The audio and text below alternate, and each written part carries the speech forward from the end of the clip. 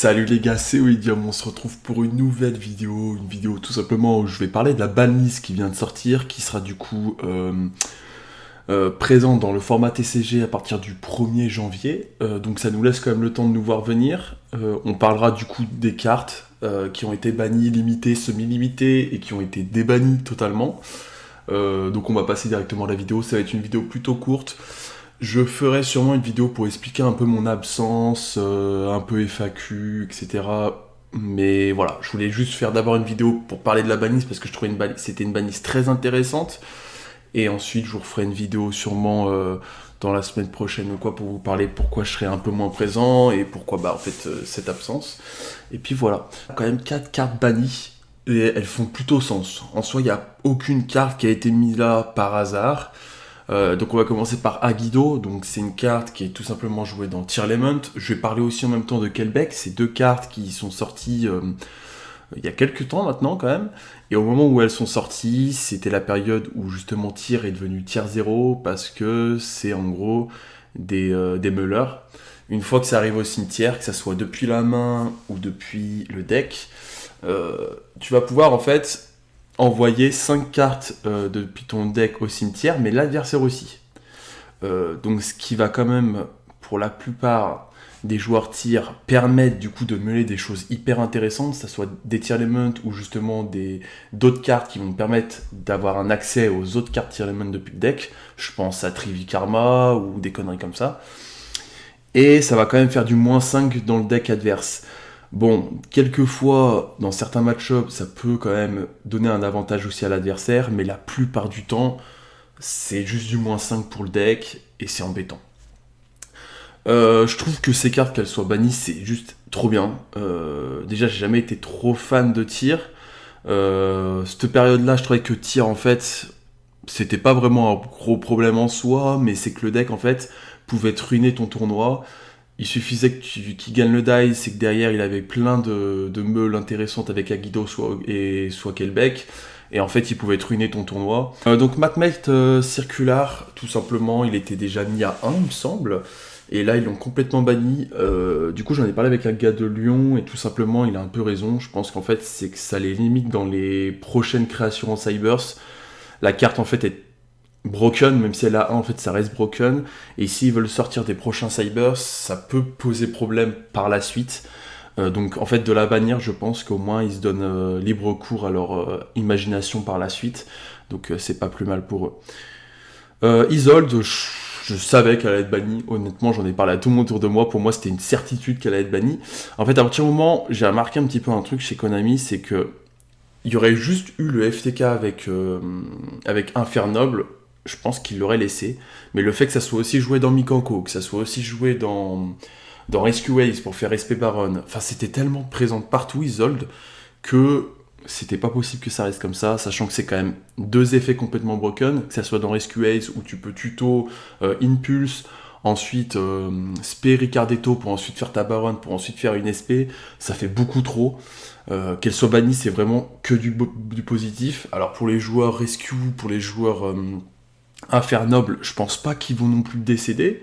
Pareil pour Mikanko, mais ça va quand même donner beaucoup moins d'accès à des cartes, beaucoup moins d'accès à des cartes d'équipement aussi, donc c'est pas plus mal. Honnêtement, ça c'est une très bonne banne. Au niveau des limités, du coup, on a Charvara d'Unchain. Alors ça, c'est quand même un sacré hit. Honnêtement, moi qui n'aime pas du tout tomber contre Unchain, et honnêtement, un deck comme ça, c'est très compliqué de jouer contre. J'ai beaucoup de mal à chaque fois que je tombe contre, et là j'avoue que en fait Charvara 1, il suffit qu'ils se prennent un DD-Crow sur Charvara et directement la game elle est complicados. Pour 1 c'est terrible, hein, vraiment honnêtement, là le Corbeau DD pour moi ça va être une très bonne carte dans le prochain format, que ce soit pour contrer Fire King, pour contrer justement s'il y a des petits résidus d'Unchain, même si ça m'étonnerait honnêtement. S'il reste des tirs, s'il reste du Purely, vous allez voir qu'on va en parler par la suite, mais pour moi, Corbeau DD, je pense que ça va être une très bonne carte post-banlist. Rescue Ace, Airlifter, du coup à 1, ça fait mal aussi, sachant que Lifter, pour moi, c'est si je dois choisir une carte que j'aurais préféré qu'on limite, par exemple au deck, ça serait plus Hydrant, même si Hydrant est très importante dans la combo en tout cas. Ça m'aurait plus... Enfin, en tout cas, en tant que joueur rescue, je sais que j'ai joué le deck, ça me fait totalement chier que ça tombe sur Lifter, parce que 1, ça veut dire qu'une fois que t'as fait ta loupe, que tu as les tutos urgence, admettons il t'a tout laissé passer, s'il te remonte ton board, que tu n'arrives pas à bannir lifter pour ensuite envoyer un préventeur aussi pour le respect, tu n'as pas accès au terrain, et donc du coup tu n'as pas accès au recyclage du terrain. Lifter en fait c'était vraiment la carte un peu pilier du deck, qui te permettait justement pendant le tour adverse d'aller récupérer le terrain pour pouvoir repartir ensuite. Là ça va être très compliqué, je vois mal comment Rescue Ace va pouvoir se relever de ça. Ça va rester un deck très fort parce que en soi il est très fort. Le Go First va être zinzin, mais il y aura plus de folie possible. Que ça soit déjà, en fait ils auront plus l'accès à SP Baron, donc c'est soit ils vont partir sur du Apo, ce qui va quand même coûter cher sur leur board, soit ils vont partir sur la combo Cybers, soit ils vont juste pas avoir de protection en fait au niveau des MP, et s'ils ont pas de protection des MP, un Evenly va être meurtrier. Donc je sais pas quoi trop en quoi en penser, mais je pense que le deck va quand même avoir pas mal de mal. Voilà. C'est juste mon avis, je pense que Lifter 1 ça fait quand même extrêmement mal. Redox Dragon Ruler, ça par contre pour le coup j'ai jamais connu les cartes parce que je suis trop récent dans le jeu, donc je peux pas vous dire, limite à 1, de ce que j'ai compris ça changerait pas grand chose, mais voilà. Harp, donc Orcust Harp, pareil, on en a parlé vite fait, je n'ai jamais connu la période Orcust, juste je sais que la carte elle était hyper hypée, que tout le monde en parle qu'elle est délimitée, enfin qu'elle est débannie du coup, qu'elle est une mise à 1, en soi, en fait de ce que j'ai compris avec l'existence des bestiales et tout, ça va être compliqué de faire des choses, mais je pense que c'était juste aussi pour que ça re-hype un petit peu les gens qui kiffaient Orcust, mais en soi, de ce que j'ai compris, ça allait pas changer grand chose non plus. Enfin, c'est juste pour hyper les gens un petit peu, quoi. Gozen Match à 1, Rivalry à 1, Zerkenby à 1, ça c'est extraordinaire. Après, pourquoi les mettre à 1? Parce que ça, en fait, dans tous les cas, ça veut dire que les cartes ne seront plus jouées. Parce que c'est soit en fait tu vas chercher 3 pots, et avec tes pots, tu comptes sur le fait de toucher un Zerkenby. Soit en fait, c'est des cartes qui vont plus être jouées, selon moi, parce qu'en fait, ils mettent une carte à 1 comme ça, qui sont des Floodgate, qui est déjà en fait une Floodgate, à partir du moment où ça se prend un plumeau, un Cyclone Cosmique ou quoi, ça décède. Là, à 1, je vois pas trop l'intérêt, c'était juste plus logique de la bannir en soi, de bannir ces 3 cartes, sachant qu'il n'y a pas d'accès avec PTT. Donc là, je comprends pas trop pourquoi les avoir mis à 1, pour le coup, parce que c'est en fait, les avoir mis à 1, indirectement, ça les tue. Après, je suis très content quand même, parce que c'est des Floodgate qui n'avaient aucun sens, pour le coup. Donc voilà, moi je suis très content de ça.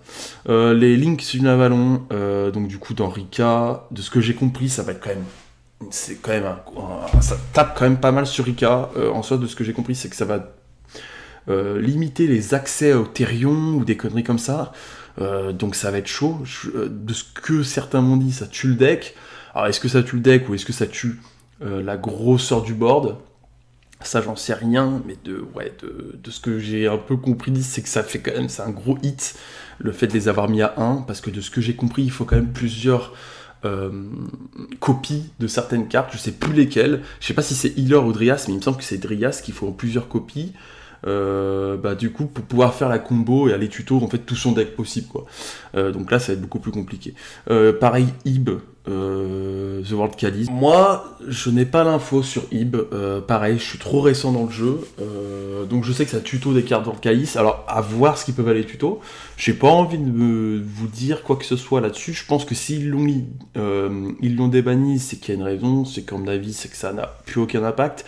D'autres joueurs m'ont dit que de toute façon il n'y a plus Chaos Ruler et donc c'était plus problématique, alors à voir, je sais pas du tout ce que ça peut aller tuto, mais je pense que si ils l'ont débanni, c'est qu'il y a une raison, c'est que ça peut pas avoir un impact énorme sur le jeu. Et du coup, je pense que l'une des peut-être des plus grosses dingueries de la banlist là pour le coup, c'est Vol à l'arraché, donc la dernière qui a été débannie, qui a été mise à 1, qui est une carte d'équipement, que je rappelle bien, cette chose, en fait, c'est que le fait que ça soit quand même jouable dans Mikanko, dans Inferno, enfin, il peut avoir quand même des petites dingueries de fait avec cette carte. Vol à l'arraché, c'est un gros out à Purely, à la tower Purely, parce qu'en fait, c'est déjà pas un ciblage, donc même si c'est une tower sous le terrain, on s'en fout. Tu l'équipes avec Purely noir, et en fait, tu vas prendre contrôle, parce que c'est pas un effet, enfin c'est pas un effet activé, c'est plus un effet un peu continu d'un équipement, donc je pense que potentiellement vol à l'arraché ça peut prendre un Expurli noir. Peut-être que j'ai une connerie, avec 5 matos, hein, je précise, mais je pense que ça doit passer. Donc je pense qu'un vol à l'arraché peut permettre de voler un Expurli noir. Si c'est le cas, Purli va encore se faire... Enfin, ouais, c'est une carte à 1, mais bon, elle est normalement pas trop tutorisable. Peut-être que avec Mikanko ou Infernog, il y a peut-être des moyens d'aller la chercher. Avant, justement, il y avait l'accès avec Isolde, de pouvoir la récupérer assez facilement, enfin, en tout cas de l'envoyer au cimetière. Là, on va voir ce que ça donne, mais si c'est des counters encore à la Tower Purli, ça va faire mal au deck. Ensuite, en se limiter, on a Sleepy. Je suis un très gros joueur Purli. Donc moi j'ai toujours joué Purli. Là en ce moment je suis en train de jouer Purli Sprite pour le coup. Du coup en fait sur le fait que je joue Purli Sprite ça m'impacte pas. Mais sur le pur c'est quand même assez compliqué parce qu'on enlève encore une copie d'une magie rapide. Donc ça veut dire que le Purli va encore moins escavate, donc révéler des cartes au-dessus de son deck qui sont des magies ou en tout cas des magies Purli. Et donc encore moins de chances d'avoir accès à son engine. C'est la carte qui permettait, qui faisait piocher, donc ça veut dire que si on a My Friend, on est même plus sûr avec un seul My Friend d'aller chercher cette carte. Donc si t'es pas sûr d'aller chercher cette carte, ça veut dire que tu n'as pas forcément accès à Noir et Purli. Si t'as pas accès à Noir et Purli, ça veut dire que t'as pas forcément accès à la piège. Et si t'as pas accès à la piège, t'as pas forcément accès à la tower. Donc, de ce que je dis, c'est que pour moi, le Purli pur, que l'on connaît, va avoir beaucoup de mal dans le prochain format, et je pense que c'est plus du tout un tier 1, je pense que c'est un tier 1.5 ou un tier 2. Par contre, moi je joue une version Purli Sprite, et honnêtement, j'ai déjà testé 100, enfin avec 2 copies, c'est large jouable, donc je vous ferai sûrement une vidéo post-banlist comment jouer Purli.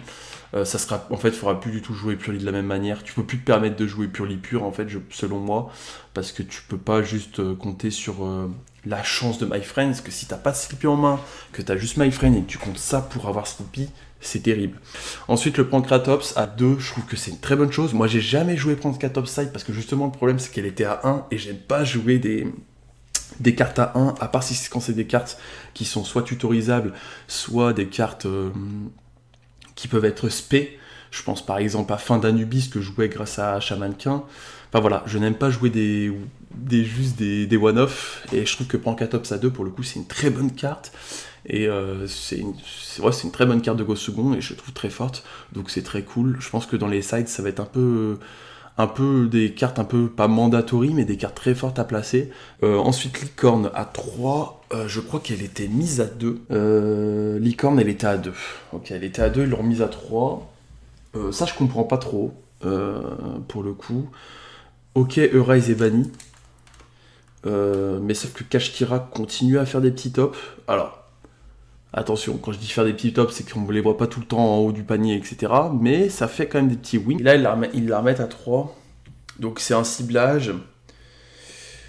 Par contre, elle peut pas attaquer, elle peut pas être sacrifiée. Mais le problème, c'est que du coup, là, le Go second, en vrai, le Go second a pris un gros boost. Parce que déjà, c'est une carte qui est tutorisable par PTT. En plus, c'est une carte quand même qui prend le contrôle. Ça reste extrêmement fort comme genre de carte.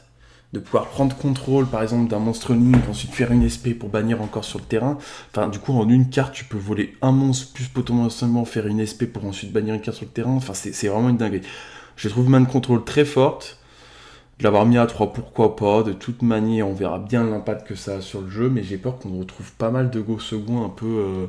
Enfin, que ça va revenir un petit peu. Ça va peut-être faire revenir aussi un petit peu SS. Pareil, j'ai pas l'info, Spellbook, j'ai pas connu, j'étais pas là à cette période. Alors là, Podé Désir à 300, ça c'est une très bonne nouvelle pour le coup. Pour plein de petits decks, je pense à Sword Soul, qui peuvent se permettre, en fait des decks comme ça peuvent se permettre de ban des copies de leur deck.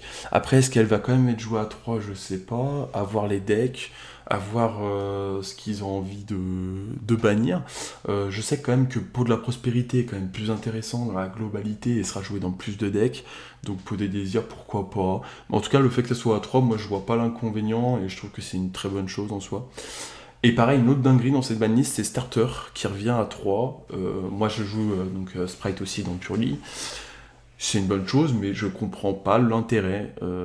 Pourquoi remettre un starter alors que le deck Sprite est toujours un petit peu présent un peu de partout, et il fait quand même des bons petits résultats. Moi je sais que sur Lyon, il y a quelques joueurs qui jouent Sprite. Je pense à Samir Bachar, je pense à Rémi Vincent, voilà, c'est des joueurs qui jouent Sprite depuis un petit moment. Et ils ont toujours fait quand même de petits résultats, même avec Starter A2. Là, mettre Starter A3, je comprends pas le but. Pourquoi pas, écoutez, voilà. Mais ça va peut-être faire revenir Runic, Runic, Sprite, Mère Sourure. Ça peut faire revenir en fait plein de petits decks comme ça, Runic, Sprite, Victwin. Donc à se méfier, je pense que Runic, ça va être un deck qui va quand même... Enfin, c'est un engine, pardon, qui va revenir, je pense, un petit peu en force. Centurion qui a le champ libre, du coup, là. Faudra quand même avoir un œil sur Fire King, Centurion, Sprite, Runic, voilà, tous les decks un peu comme ça là qui n'ont rien pris, et je pense Labyrinthe aussi. Labyrinthe pour le coup, en fait, il n'y a rien qui a été touché chez eux, c'est vraiment une dinguerie, il a rien pris le deck. Et pareil, Branded. Branded, c'est toujours l'abonné absent de la banlist. Je ne comprends pas que Puppet soit toujours alive, alors que vraiment la carte n'a aucun sens depuis qu'Albion Sanctifeu. En fait, elle a toujours eu aucun sens à partir du moment où il pouvait faire résoudre en fait Puppet et te la mettre sur ton terrain. Mais là, je trouve ça encore pire. Le fait qu'il n'ait pas au moins mis à 2 Branded Fu. Enfin voilà, je trouve que ça fait quand même beaucoup de banlist, que Branded ne prend rien. Je sais que c'est pas forcément un deck qui va topper à tous les tournois, mais c'est quand même un deck qui est embêtant parce que il va toujours nous obliger en fait à avoir des bestiales en side ou des corbeaux DD à cause de la Puppet Lock. Parce que si tu prends pas en compte ce deck, tu vas tomber sur un tournoi, tu vas tomber contre, tu n'auras pas de bestial, tu n'auras pas de corbeau DD, et potentiellement la Puppet Lock qui va te la mettre. Et en fait, j'ai peur que les gens se disent, bon, il n'y a plus de tir. En tout cas, tir sera moins présent, du coup, je vais enlever corbeau DD, je vais enlever Puppet Lock, enfin, je vais enlever mes bestiales. Et en fait, ils vont tomber sur du Branded et ils vont se faire punir. Je suis très content, rien que pour Isolde. C'est vraiment, moi, mon plus gros avis, c'est que je trouve que c'est très bien, c'est une très bonne chose qu'Isolde soit banni. Enfin voilà, sur ce les gars, on se retrouve très vite, de toute façon, pour une prochaine vidéo. Et à voir, peut-être que dans quelques temps, on va créer une chaîne pour la team.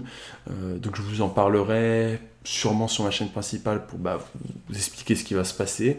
Et puis après, du coup, on aura plein de deck profile, de potentiels résultats sur la nouvelle chaîne du coup de la team. Et puis voilà. Sur ce les gars, je vous dis à très vite. Peace.